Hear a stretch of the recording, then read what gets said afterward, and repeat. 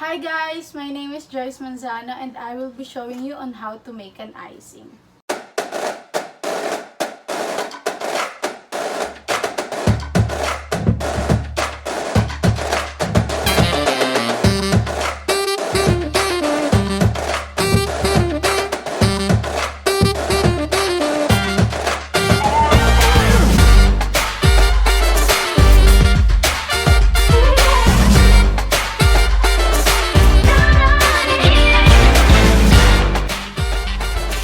First, put the butter into a mixing bowl.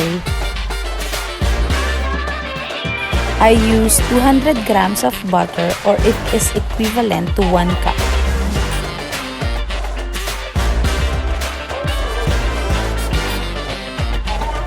Using a spoon, gently press the butter.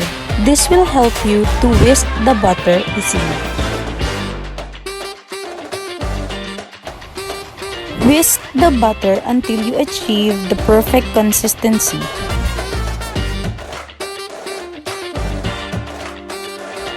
Add the powdered sugar, half cup at a time.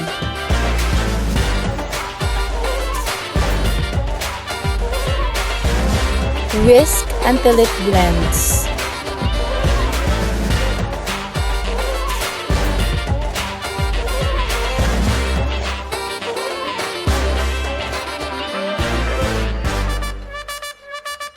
Unfortunately, I don't have electric mixer, so I need to whisk this a little longer.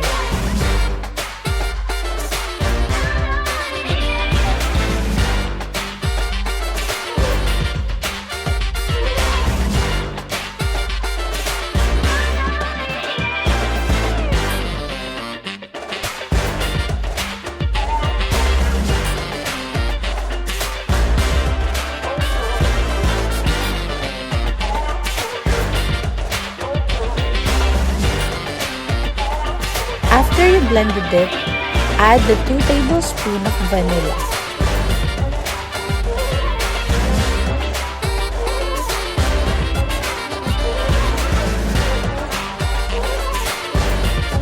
Then add 2 tablespoons of milk.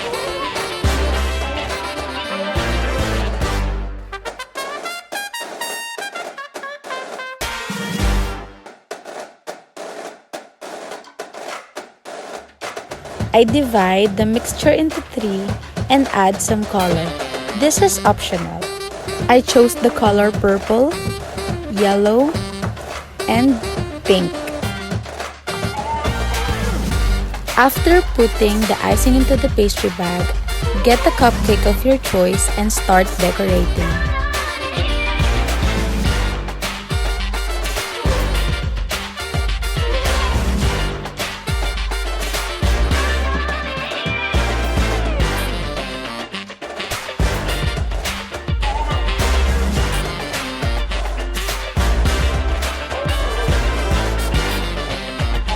I'm using different types of dip on my decoration.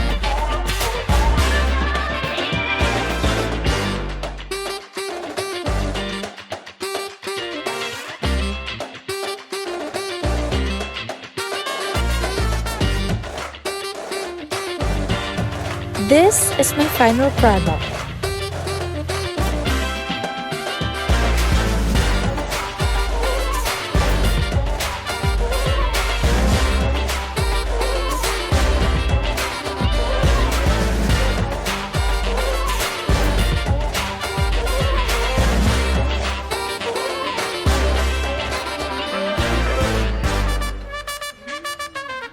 Guys, this is the end of the video and I hope you like it. Bye!